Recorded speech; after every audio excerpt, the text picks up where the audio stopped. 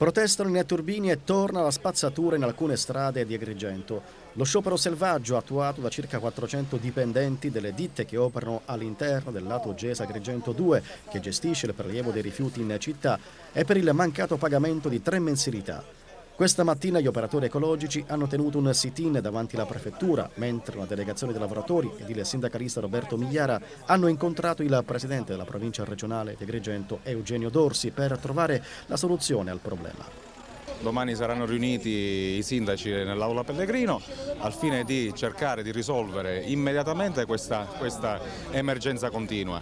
La soluzione è semplice: i comuni devono pagare. I comuni fino ad oggi hanno omesso una serie di leggi e naturalmente di norme e di regole, quindi o decidono di adempiere ai loro doveri oppure noi chiederemo il commissariamento dei sindaci e naturalmente anche le dimissioni dall'arrestivo. Ma i lavoratori non possono più sopportare questo gioco della politica, sia in campagna elettorale, visto che siamo sempre in eterna campagna elettorale, e sia nei momenti di calma. I lavoratori hanno diritto alla retribuzione, hanno diritto alla dignità e noi dobbiamo tutti insieme, con l'unità di tutti, fare in modo che venga rispettata. Interi quartieri sono sommersi da sacchetti e spazzatura che hanno invaso la città, i cassonetti sono colmi di rifiuti e la gente è costretta a gettare l'immondizia per strada. In base alla spazzatura, se facciamo così, come facciamo se non c'era qualcosa? Questo è l'unico sistema che possiamo vincere questa battaglia, l'unico sistema.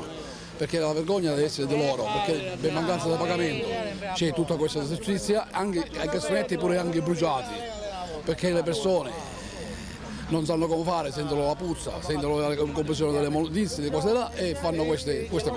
Che è sbagliato, non è permette di fare queste cose. Per colpa che non ci pagano noi fanno soffrire anche la popolazione. Così avanti non si può andare più, totalmente non si può andare più. Siamo arrivati a capolinea. Dalla strada dinanzi la prefettura a quella davanti il comune di Agrigento, teatro di un'altra pacifica protesta. Loro sono i 4 operai custodi dei bagni pubblici della città, disoccupati dallo scorso mese di novembre. Al loro posto l'amministrazione comunale ha impiegato alcuni LSU. Inoltre ai 4 sarebbe stato garantito il rientro in servizio, promessa, sostengono gli operai, non ancora mantenuta. Noi siamo qua, stiamo manifestando perché noi abbiamo delle esigenze, abbiamo dei bambini disabili, abbiamo da pagare la luce, abbiamo da pagare l'acqua, abbiamo da pagare la spazzatura, fare la spesa. Ci sono tante problematiche che noi qua siamo esasperati.